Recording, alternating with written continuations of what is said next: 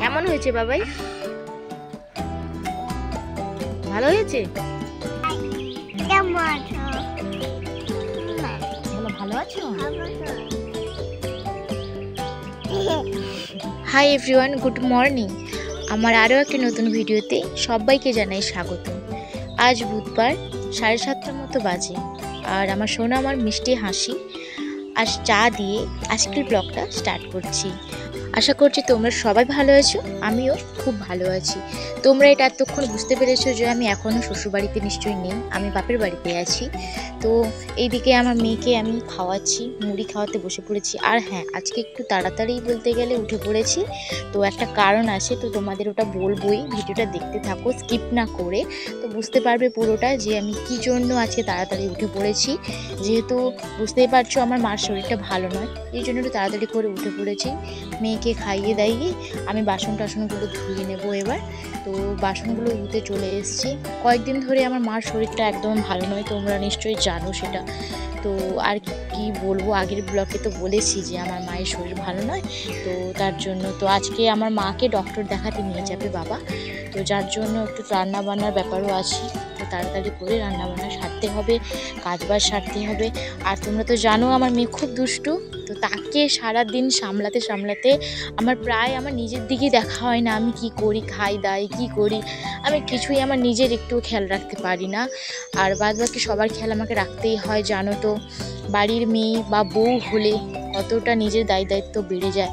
নিশ্চয়ই যাদের বাচ্চা আছে বা যাদের সংসার আছে তারা নিশ্চয়ই ভালোভাবে জানো। বিশেষ করে একটা বাচ্চার মা হলে না খুব টাফ হয়ে যায় সামলানো সবটা। তো যাই হোক, একটা বাচ্চার মা হওয়ার পর আমি নিশ্চয়ই বুঝতে পেরে গেছি যে কতটা টাফ। শ্বশুরবাড়িতে যেমন আমাকে কাজবাজ করে সেরে তারপরে সব কিছু মেনটেন্স করে আমাকে নিজের দায়িত্ব রাখতে হয়, তেমনই আমি আমার বাপের বাড়িতে এলেও আমাকে একটু কাজবাজ করতে হয়। কারণ তোমরা নিশ্চয়ই জানো যে আমার মার শরীরটা ভালো থাকে না, তো সুগার পেশেন্ট, আগের ব্লকেই বলেছিলাম, তো তোমরা নিশ্চয়ই জানো। তো যার জন্য খিটখিটে মেজাজ প্রকৃতি, তো সুগার পেশেন্টরা হয়, তো তোমরা জেনেই থাকো। তো আমি এইদিকে থালা আলো বাসন ধুয়ে একদম রেডি করে সুন্দর করে সাজিয়ে রেখে দিলাম বন্ধুরা। তো এবার আমি ভাবলাম একটু হাত পাটুকু ধুয়ে নিই, কারণ কড়াগুলো যে মাজছিলাম তো কালি লেগে গেছিলো হাতে একদম পুরো। তো কড়াগুলো ধুতে হাতে কালি লাগার জন্য ভাবছি না হাতটা ভালো করে সাবান দিয়ে ধুয়ে নিই। তারপরে আমি একটু দাঁতটা ব্রাশ করলাম। ব্রাশ করতে বলতে গেলে আমি ব্রাশ নিয়ে আসিনি শ্বশুরবাড়ি থেকে, তার জন্য আমি হাতেই মেজে নিলাম বন্ধুরা, কারণ আমার মনে থাকে না কোনো জিনিস, তো বিশেষ করে এই রোগটা আমার একটু আছে। তো যাই হোক বন্ধুরা, আমি কিন্তু ব্রাশ করে নিলাম। তো আগের ব্লগ দেখলেই বুঝতে পারবে আমি আগের দিন পরোটা খেয়ে দিয়ে রান্নাবান্না করছিলাম। তো পরোটা খাওয়ার জন্য আমার শরীরটা একটু অসুস্থ হয়ে পড়েছিল, মানে অ্যাসিড করেছিল, যার জন্য আমি ভাবলাম না আর পরোটা খাবো না আজকেও সেই দিন রুটি হয়েছে, কিন্তু রাত্রে রুটি হয়েছিল, ভাবলাম না একদম খাবো না পরোটা, মুড়ি খাবো। তো এঁচোড়ের তরকারি আছে, এঁচোড়ের তরকারি বাবা রাত্রে রান্না করেছিল, ফ্রিজে রাখা ছিল। তো বাবা খুব সুন্দর রান্না করে, আমার বাবা খুব সুন্দর রান্না করে, যার জন্য আমার খুব ভালো লাগে বাবার রান্না। তো এঁচোড়ের তরকারি রান্না করেছিল, পুরো চিকেনের মতো হয়েছে বন্ধুরা। যদি তোমরা খাও বুঝতে পারবে, আমি বলবে হ্যাঁ নিজের বাবা প্রশংসা করছো, কিন্তু না, আমার বাবা সত্যি ভালো রান্না করে, সবাই বলে। তো আমি একটু এঁচোড়ের তরকারি নিয়ে চলে আসলাম খেতে। তো খাওয়া দাওয়া সারছি, আর ওইদিকে মাও খাচ্ছে, কারণ মাও ডক্টরের কাছে যাবে, তো তাই মাকে বলেছিলাম মা তুমিও খেতে বসে পড়ো, তো আমরা দুজনে খেয়ে নিই। আর মা সত্যি কথা বলতে গেলে জল ঢেলে মুড়ি খাচ্ছিল, মা শরীরটা ভালো নেই, তার জন্য হিজিবিজি খাবে না। আর এইদিকে আমার মেয়ে শুধু দুষ্টামি করছে, এদিক ওদিক চলে যাচ্ছে, একটু আদর করে নিলাম বন্ধুরা।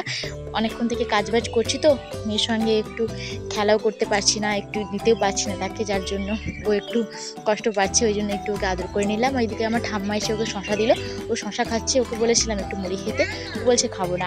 আর আমার মেয়ের একটু ঠান্ডা লেগে গেছে বন্ধুরা, কারণ তো আমার বাপের বাড়িতে সাবমার্সিবল আছে আর আমার শ্বশুর বাড়িতে তো টিউবওয়েল, তো এই জন্য জলটা শ্যুট করে না। যাই হোক, আমি খাওয়া দাওয়া সেরে এই যে থালাটা ধুতে নিয়ে চলে এসেছি। তো পুকুর ঘাটে আর যাইনি, কারণ একটাই থালা, এই জন্য আমি এখানে ধুয়ে নিলাম বন্ধুরা। এবার রান্নাবান্না জোগাড় করতে হবে, যার জন্য আমি তাড়াতাড়ি রেডি হয়ে তো রান্নাবান্না করতে চলে এসেছি। হাঁড়িতে জল নিয়ে চলে এসেছি। এবারে আমাকে সবজি কাটতে হবে, তো সবজি কাটাগুলো দেখালাম না কারণ ব্লগটা অনেক বড় হয়ে যাবে। আর ফ্রিজ থেকে মাছটা বের করে নিয়ে চলে আসলাম। তো ফ্রিজে মাছটা ছিল, তো মাছটা একদম জমে গেছে বন্ধুরা। মাকে বলেছিলাম ফ্রিজ থেকে বের করে জল দিয়ে রাখতে, মার মনে নেই, তো আমি ওটাকে জল দিয়ে রেখেছিলাম একটুক্ষণের জন্য। তারপর মাছটাকে ভেজে নিয়ে তুলে নেবো। এবার হলুদ টলুদ মাখিয়ে দিলাম, তো হলুদটা মাখালাম, তারপরে নুনটা দিয়ে আমি মাছটা ছেড়ে দিয়েছি। ওইদিকে ভাজা হচ্ছে, তো টমেটোগুলো কেটে নিচ্ছি। মাছের টক করব টমেটো দিয়ে। আর এঁচোড়ে তরকারি ছিল, বাবা রাত্রে রান্না করে রেখেছিল, তো ফ্রিজে ছিল, বাবা বলেছিল তো ওটাকে গরম করে রাখতে, যার জন্য ওটা আজকে গরম হবে। আর মাছের টক হবে, আর বেশি কিছু হবে না। তো এইদিকে রান্না কমপ্লিট, দেখতেই পাচ্ছ বন্ধুরা, বেগুন ভাজা, এঁচোড়ের তরকারি আর মাছের টক, এই দিয়েই আজকের মেনু। তো বুঝতেই পেরেছো আজকে এটাই খাওয়া হবে। তো আমার বাড়িতে সবাইকে নেমন্তন্ন, কিন্তু এইদিকে ভাত হয়নি, তো ভাত ফুটছে। এইদিকে 11টা 1 হয়েছে, তো মাকে বলছি তাড়াতাড়ি বেরোতে, বাবা চলে আসবে। তো মা বেরোচ্ছে, রেডি হচ্ছে, ডক্টরের কাছে যাবে। তো ভিডিওটা এরকম করে তুলেছি, তোমরা কিছু মনে করো না বন্ধুরা। তো তখন টাইম ছিল না, তার জন্য আমি এরমভাবে মার ভিডিওটা তুলেছি। তো এইদিকে আমার মেয়ে নাচানাচি করছে, স্নান করবে, তো স্নান করাবো একটু দেরি করে, কারণ মা বাবা ডক্টরের কাছে গেলে তারপর। এদিকে বাবাও চলে এসছে, কলা নিয়ে এসছে, আর আমার মেয়ে তো খুব কলা খেতে ভালোবাসে, কলা নিয়ে ছুটে পালিয়ে যাচ্ছে। আমার বাবা আয়ুর্বেদিক ওষুধের ব্যবসা করে, যার জন্য দেখতে পাচ্ছ পেছনে অনেক কিছু পটল পাটল সব। আর বাবা চিংড়ি মাছ নিয়ে এসছে বাজার থেকে, তো এটা কালকের জন্য তোলা থাকলো, কালকে রান্না করব। আর মা বাবা ডক্টরের কাছে যাচ্ছে, তো ফিরতে একটু লেট হবে আর কি, ডক্টরের কাছে অনেক পেশেন্ট আছে ওই ডক্টরটার। তো এইদিকে আমার মেয়ে টাটা করে দিল। আর অনেকক্ষণ থেকেই মেয়ের সঙ্গে একটু খেলা হয়নি, তার জন্য মেয়ে একটু দুষ্টুমি করছিল, তো মেয়ের সঙ্গে একটু খেলা করলাম। আর যাই হোক, মেয়ের বলে কথা, তার সঙ্গে একটু দুষ্টুমি না করলেই চলে।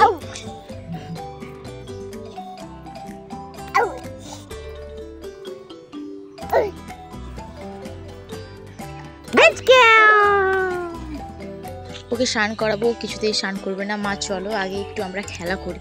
আচ্ছা ঠিক আছে, খেলা করবো। তো আমি যেইভাবে আটভঙ্গি দেখাচ্ছি, তো ও সেইভাবে আমার নকল করে যাচ্ছে। যখন কোথাও আত্মীয় বাড়ি যাওয়া হয়, তো আমি যখন শাড়ি পরি আর লিপস্টিক পরি, সাজুগুজু করি, তখন সেও আমার সেই সেম আমার মেয়ে এসে বলে আমাকে আগে সাজুগুজু করিয়ে দাও। আমি লিপস্টিক পরলে ও পরে, আর আমার লিপস্টিক মেকআপ বক্স কিছুই নেই বন্ধুরা, সব আমার মেয়ে ভেঙে ছুঁড়ে একদম শেষ করে দিয়েছে, বলতে গেলে কিছুই নেই।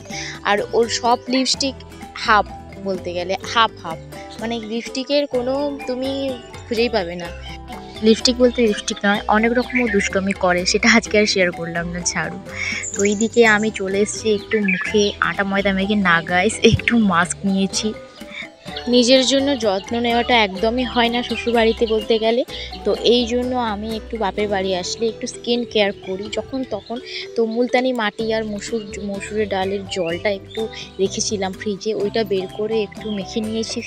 আর কিছু না, দুপুরের ব্লগটা তোমাদের সাথে শেয়ার করলাম না, কারণ অনেক বড় হয়ে যাবে এখন। তো আর যাই হোক বন্ধুরা, তোমরা খুব ভালো থাকো, সুস্থ থাকো। আরও একটা নতুন ব্লগ নিয়ে আবারও চলে আসবো। এখন টাটা বন্ধুরা, বাই বাই।